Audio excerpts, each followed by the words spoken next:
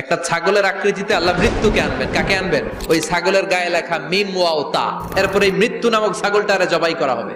সরাসরি live programme করে জান্নাত জাহান্নামীরা দেখবে যে মৃত্যুকে জবাই করা হচ্ছে। ইউনাদি মুনাদিন, এক ফেরেশতা বলবে ইয়া আহলাল জান্নাহ, জান্নাতীরা মুজমাস্তি করো আজীবন, ফালা মাউত, আর কোনো মৃত্যু নাই।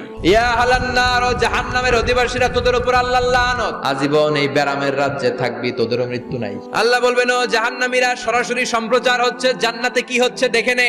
জাহান্নামীরা খেতেও পারবে না, জ্বলতে জ্বলতে অঙ্গার সহ্য হয় না। ঠিক এমন মুহূর্তে জান্নাতের নাজ নেয়ামত যখন দেখবে, জাহান্নামীরা চিৎকার করে জান্নাতীদেরকে ডাকবে, এক দুই ফোঁটা পানি আমাদেরকে দে, আর পারি না। তোরা খেয়ে যেই খাবারটারে আবর্জনা করে জান্নাতে ফেলে দিস, ওই খাবারগুলো একটু দে। জাহান্নামীদের আফসোস বেড়ে যাবে, চিৎকার করে বলবে দে একটু পানি দে। কিন্তু জান্নাতের নাজ নেয়ামত জাহান্নামীদের মুখে তোলা হারাম করে দিয়েছে কে?